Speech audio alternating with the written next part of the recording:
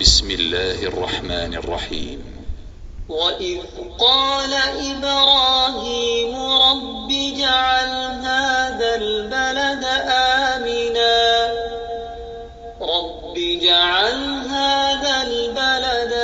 آمنا واجنبني وبني أن نعبد الأصنام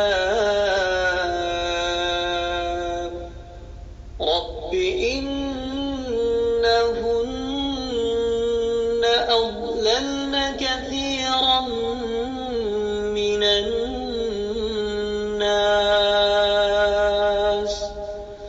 فمن تبعني فإنه مني ومن عصاني فإنك غفور رحيم.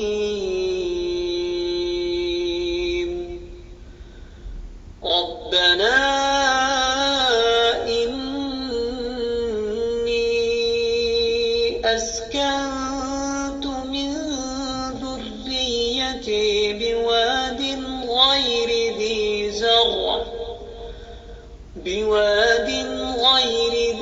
زرع عند بيتك المحرم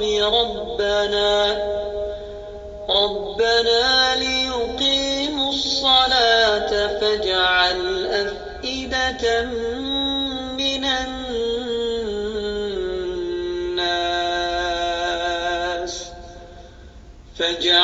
أفئدة من الناس تهوي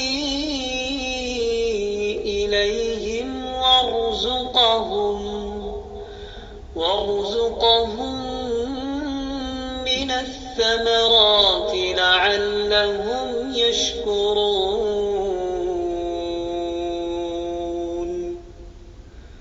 ربنا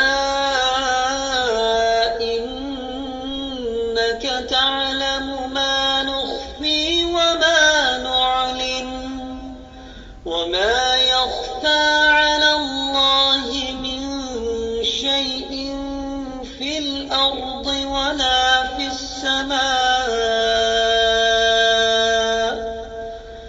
الحمد لله الذي وهب لي على الكبر إسماعيل وإسحاق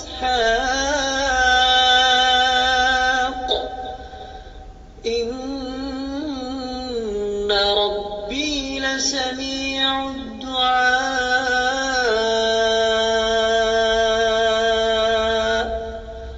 رب اجعل لي مقيم الصلاة ومن ذريتي ربنا وتقبل دعاء.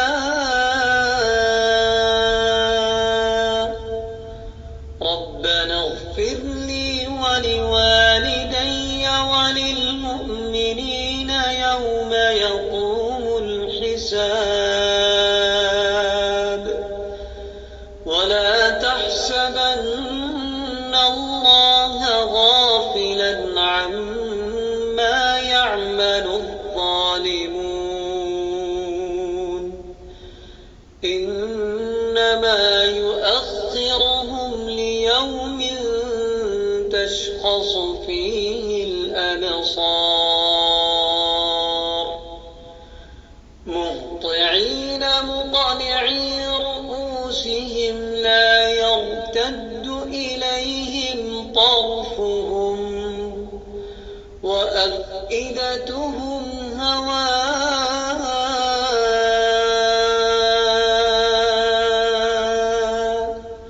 وأنذر الناس يوم يأتيهم العذاب فيقول الذين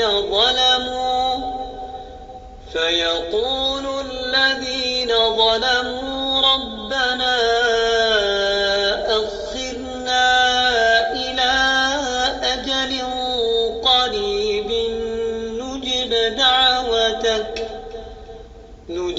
دعوتك ونتبع الرسل أولم تكونوا أقسمتم أقسمتم من قبل ما لكم من زوال وسكنتم في مساكن الذين ظلموا أنفسهم وتبين لكم كيف فعلنا بهم وضربنا لكم الأمثال وقد مكروا مكرهم وعند الله مكرهم وإن كان مكرهم لتزول منه الجبال فلا تحسبن الله مخلف وعده رسله إن الله عزيز ذو انتقام يوم تبدل الأرض غير الأرض والسماوات وبرزوا لله الواحد القهار وترى المجرمين يومئذ مقرنين في الأصفاد سرابيلهم من قطران وتغشى وجوههم النار ليجزي الله كل نفس ما كسبت إن الله سريع الحساب هذا بلاغ للناس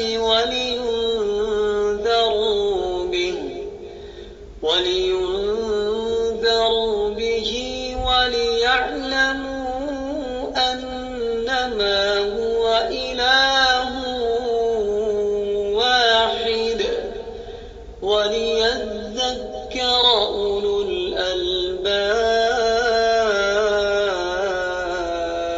الألباب